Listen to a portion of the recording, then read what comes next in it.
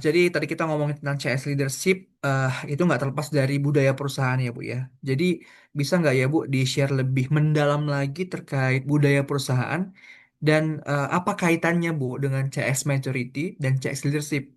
Jadi mungkin Ibu bisa kasih contoh mungkin perusahaannya dua atau tiga hal yang mereka lakukan dengan konsisten dan sampai saat ini seperti itu Bu.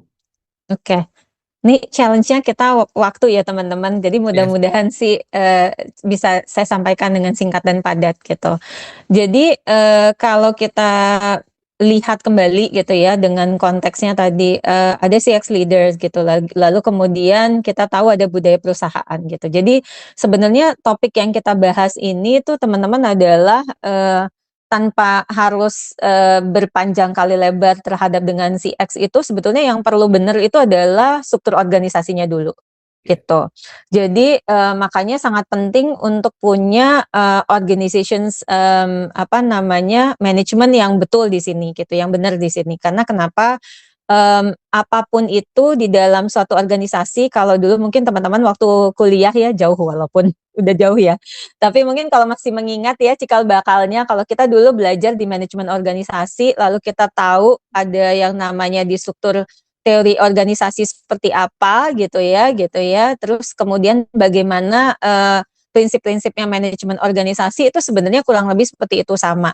Di mana kita menganut misalnya paham sentralisasi, desentralisasi itu sama gitu ya gitu. Jadi kuncinya itu dulu, manajemennya harus benar. Kalau misalnya manajemennya itu memang berpacu pada otoritatif gitu, yang hanya memang top down gitu tanpa memperhatikan hal-hal yang lain, sudah dipastikan tidak akan mungkin terjadinya desentralisasi ataupun kalaupun mau desentralisasi nantinya si CX strateginya, tapi tetap pasti teman-teman pasti akan kesulitan juga gitu loh gitu. Jadi itu yang paling penting dulu. Jadi kalau kita bicara dengan CX culture, organizational culture kita itu juga harus benar dulu gitu. Makanya teman-teman juga jangan lupa bahwa yang paling menarik untuk dilihat itu adalah kerjasama antara kita di CX dengan di HR juga gitu. Jadi nggak bisa dipungkirin bahwa kita pun juga teman-teman di marketing juga gitu ya tanpa harus membahas CX gitu ya. Kalau setiap kali punya kegiatan gitu di brand kah ataupun kegiatan di komunikasi kah gitu pasti harus melibatkan yang namanya HR di sana gitu supaya kita tahu bahwa employee juga mengetahui apa yang tengah kita lakukan gitu ya. Jadi itu organizational culture-nya harus benar dulu. Itu yang perlu kita telusuri dari segi organization gitu. Nah, lalu kemudian kita kaitkan lagi dengan organizational maturity gitu. Nah, balik lagi maturity itu biasanya bisa kita lihat dari tadi bagaimana dia menjalankan manajemen organisasinya gitu. Kalau secara struktur organisasinya dia sudah benar gitu ya dari proses reporting line, organizational job desk gitu kan ya gitu ya. Terus organizational fokusnya sudah benar, pasti kita akan bisa melihat bagaimana pengaturan strukturnya gitu. Jadi balik lagi ke pertanyaan contohnya kurang lebih seperti apa. Nah kalau saya itu sangat senang mengangkat contohnya si Singapore Airlines sebetulnya. Ya. Teman-teman tahu Singapore Airlines itu di masa pandemik seperti apakah? Gitu kira-kira. Ada yang tahu nggak mereka ngapain? Nggak apa-apa boleh dijawab di kolom chat sambil saya ngobrol.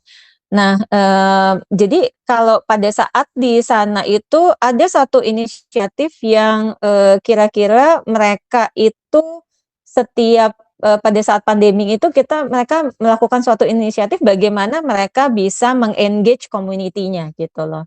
Dan bagaimana mereka bisa berbuat lebih terhadap community-nya di luar daripada sebetulnya yang perlu mereka lakukan gitu.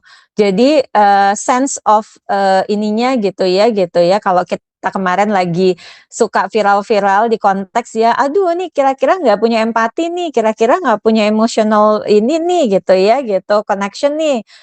Istilahnya nggak terlalu apa namanya sensitif enough gitu.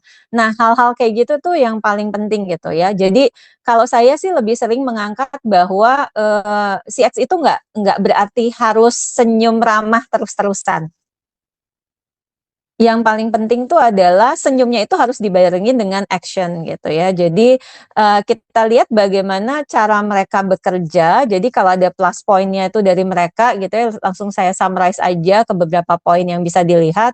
Mereka pastinya punya training guidance yang sangat luar biasa gitu ya. Bisa dilihat mereka itu udah seperti mesin gitu ya. 40 menit sebelum berangkat ini announcement-nya, ini activity-nya, 30 menit seperti ini, 15 menit seperti ini, 10 menit sebelum mendarat tuh seperti itu gitu. Jadi sebetulnya kalau kita lihat tuh mereka seperti serdadu sih kalau ngelihatnya gitu. Nggak ada ramah-ramahnya kayak mungkin yang kayak di sisi kita yang ayo Bapak Ibu gitu. Nggak terlalu ramah seperti itu sih gitu. Tapi kita merasa bahwa kita tahu yang mereka pentingkan dan mereka garis bawahi adalah peran mereka, yaitu di security. Security dan comfort gitu ya. Jadi kita hanya harus bermain di ranah mana yang menjadi key hygiene factors-nya kita. Itu sebetulnya gitu. Yang kedua adalah ranah di mana pastinya mereka punya service blueprint yang bagus. Kalau mereka bisa menerapkan seperti itu, pasti service blueprint-nya nggak main-main tuh gitu ya, gitu. Bagaimana mereka di-train dan retrain gitu ya, gitu untuk memastikan semua checklist-nya berjalan dengan baik gitu.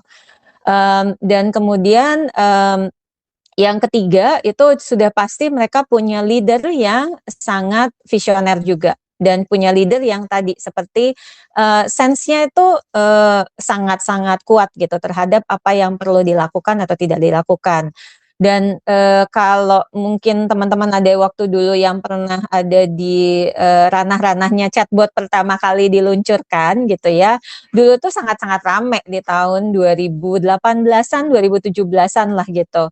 Di saat semua orang tuh masih mengaca gitu ya, masih berpikir gitu ya. Mungkin kalau di Indonesia masih gontok-gontokan sih sebenarnya dengan top management kita perlu nih gitu kan ya gitu ya. Tapi mau use cases-nya yang mana gitu. Kita masih cari mencari.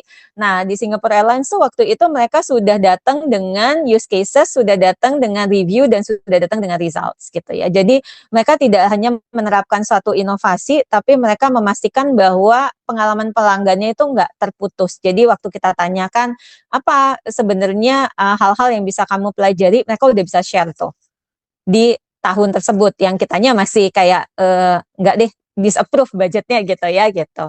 Jadi itu sih sebetulnya yang paling menggambarkan organization-nya harus benar gitu ya. Pasti semua ketariknya benar gitu. Jadi itu yang mungkin tadi Yanu sampaikan di depan bahwa ini tuh bukan sekedar jargon gitu ya, tapi ini sebenarnya arah komando gitu. Karena arah komando itu memang seperti itu gitu. Harus ada CEO, harus ada board of management gitu ya yang bisa mengengage dan bisa mengembrace gitu loh istilahnya gitu. Misalnya dia bisa merangkul semuanya sehingga si X itu bisa jalan, bisnis strategi itu bisa align dan bisa juga jalan gitu sih. Oke.